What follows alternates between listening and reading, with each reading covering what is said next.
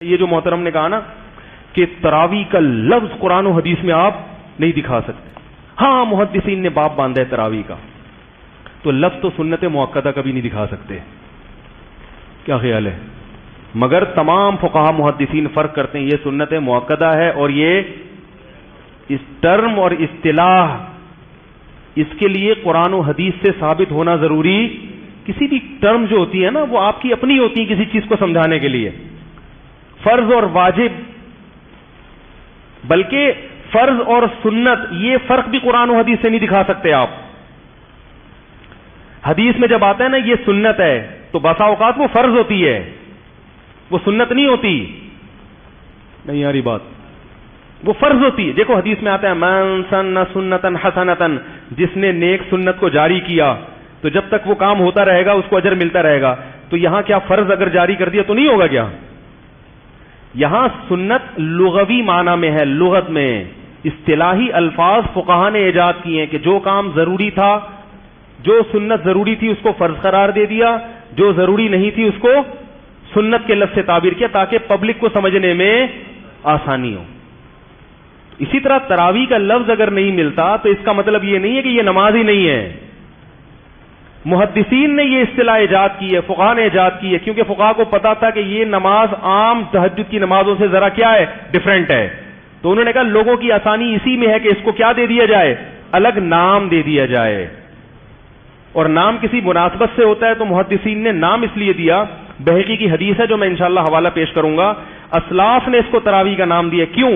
وہ کہتے ہیں ہر 4 رکعتوں کے بعد صحابہ کرام کچھ دیر آرام کیا کرتے تھے, تابعین, اور پھر اگلی 4 رکعتیں پڑھتے تھے. تو ایک 4 رکعت کو انہوں نے ترویح, روح آرام کو کہتے ہیں. مروحہ کسے کہتے ہیں؟ پنکھے کو جو روح ہوا دیتا ہے نا. ارے استراحت کا لفظ سنا, استراحت فرما رہے ہیں تو را واو ہا جہاں بھی آئے گا یہ ہوا, استراحت, آرام اس معنی میں آئے گا. نہیں آئی بات سمجھ میں؟ تو ترویحہ روح یہ آرام سے نکلا ہے. تو اب محدثین نے اس کو نام کیا دیا, 4 رکعت کے بعد آرام کرتے تھے تو 4 رکعت کو کیا کہہ دیا, ترویحہ. بات آ رہی ہے سمجھ میں؟ پھر اگلی 4 رکعت کو دوسرا ترویحہ, اگلی 4 رکعت کو تیسرا ترویحہ.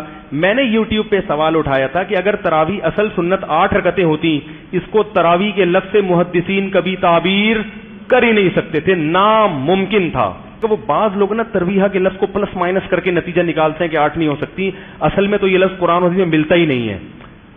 یہ جواب کیا ہو گیا, گھما دیا. نہیں ہری بات. حالانکہ جو سوال پوچھنے والے کو چاہیے تھا کہ اگر یہ اصل 8 ہیں تو محدثین نے اس کو ترویحہ کہا کیوں, یہ تو غلط بول دیا, تراویح کہا کیوں؟ اس لیے کہ تراویح کا لفظ 8 رکعتوں پہ فٹ بیٹھتا ہی نہیں ہے. اگر اس دور میں اصل سنت 8 ہی ہوتی تو اس کو ترویحتین کہا جاتا, بلکہ ترویحہ کہا جاتا کہ 2 ترویحوں کے درمیان ایک آرام.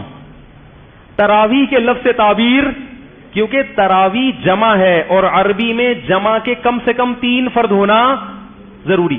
اس کو سمجھاتا ہوں میں. دیکھو رجل کا معنی ایک آدمی, رجلانی 2 آدمی, رجال کم سے کم 3 اور زیادہ سے زیادہ جتنے چاہیں ہوں. بات آ رہی ہے سمجھ میں؟